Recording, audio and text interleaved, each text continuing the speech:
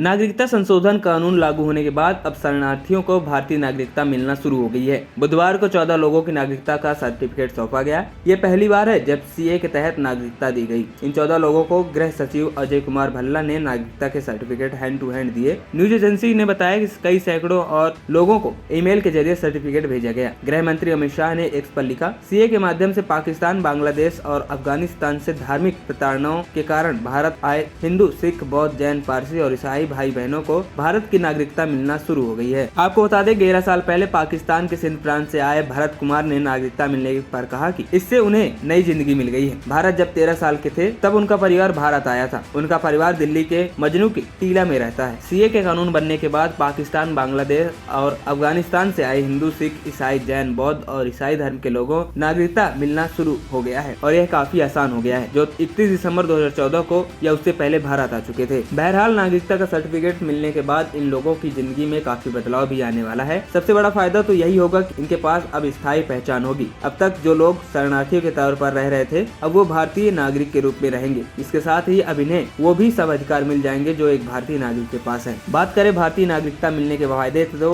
पहला, वोट डाल सकेंगे। चुनाव में वोट डालने का अधिकार सिर्फ भारतीय नागरिकों को ही था। भारतीय नागरिकता मिलने के बाद इन 3 मुल्कों से आए गैर मुस्लिम भी वोट डाल सकेंगे। दूसरा, भारत में चुनाव लड़ने के लिए जरूरी शर्तों में भी एक भारतीय नागरिकता शामिल थी। भारत में वही व्यक्ति चुनाव लड़ सकता था जो भारत का नागरिक हो। ऐसे में नागरिकता मिलने पर ये सभी लोग चुनाव भी लड़ सकते हैं। तीसरा, संवैधानिक पद ले सकेंगे। किसी भी प्रवासी, शरणार्थी या फिर विदेशी नागरिक को भारत में संवैधानिक पद नहीं मिल सकता था, मगर भारतीय नागरिकता मिलने के बाद ये बाध्यता भी हट जाएगी। चौथा, सरकारी योजनाओं का लाभ। राज्य या फिर केंद्र सरकार की ओर से चलने वाली योजनाओं और कार्यक्रम का लाभ सिर्फ भारतीय नागरिक ही ले सकते थे, लेकिन अब नागरिकता मिलने के बाद ऐसा नहीं होगा। पांचवा, मौलिक अधिकारों का फायदा। संविधान के तहत भारतीय नागरिकों को कुछ मौलिक अधिकार मिले हुए हैं। भारतीय नागरिकता मिलने के बाद इन गैर मुस्लिमों को भी मौलिक अधिकार का फायदा मिल सकेगा। वहीं आपको बता दें, संविधान के तहत भारत का नागरिक कहीं भी जाकर बस सकता है, लेकिन संविधान की 6ठी अनुसूची में पूर्वोत्तर के राज्यों के लिए कुछ विशेष प्रावधान किए गए हैं। इसके तहत भारत का नागरिक इन पूर्वोत्तर राज्यों में न तो जमीन खरीद सकता है और न ही स्थायी रूप से बस सकता है। पूर्वोत्तर राज्यों में जमीन खरीद, बेचने की और स्थायी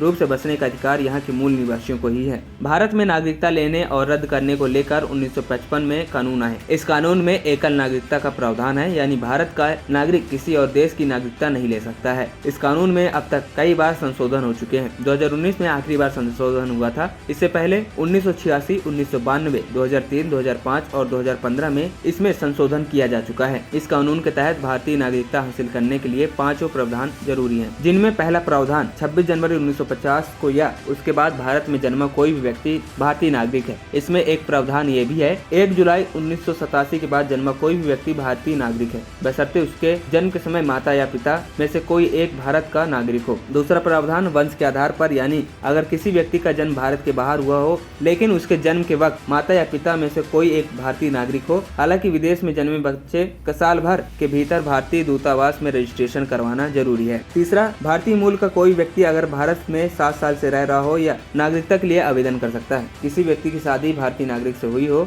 तो वो भी भारत का नागरिक के लिए आवेदन कर सकता है, लेकिन उसे कम से कम 7 साल भारत में रहना होगा। चौथा प्रावधान, अगर किसी नए भूभाग में भारत में शामिल किया जाता है तो वहां से रहने वाले लोगों को अपने बाद भारत की नागरिकता मिल जाएगी। उदाहरण के लिए 1961 में गोवा और 1962 में पांडुचेरी को भारत में शामिल करने के बाद वहां के लोगों को भारतीय नागरिक बन गए थे। वहीं आखिरी और 5वां प्रावधान, नेचुरलाइजेशन के आधार पर, यानी भारत में रहने वाला कोई भी विदेशी नागरिक भारतीय नागरिकता के लिए आवेदन कर सकता है, बशर्ते वो भारत में कम से कम 11 साल से रह रहा हो। आपको बता दें, 1955 में बने भारतीय नागरिकता कानून की धारा 9 में किसी व्यक्ति की नागरिकता खत्म करने का भी जिक्र है। इसके मुताबिक 3 तरीकों से किसी भी व्यक्ति की नागरिकता खत्म हो सकती है। पहला तो ये व्यक्ति खुद अपनी मर्जी से किसी दूसरे देश का नागरिक हासिल हो जाए। दूसरा ये कि कोई व्यक्ति अपनी मर्जी से भारत की नागरिकता त्याग दे। इसके अलावा सरकार को भी किसी व्यक्ति की नागरिकता खत्म करने का अधिकार है अगर वो व्यक्ति किसी देश विरोधी गतिविधियों में शामिल हो या फिर उसने भारतीय संविधान का अपमान किया हो या फिर ये साबित हो कि उसने अवैध तरीके से भारतीय नागरिकता हासिल की है। इतना ही नहीं, अगर कोई व्यक्ति 7 साल से ज्यादा लंबे वक्त से भारत से बाहर रह रहा हो तो उसकी भी नागरिकता खत्म की जा सकती है। एएनपी टाइम्स की रिपोर्ट।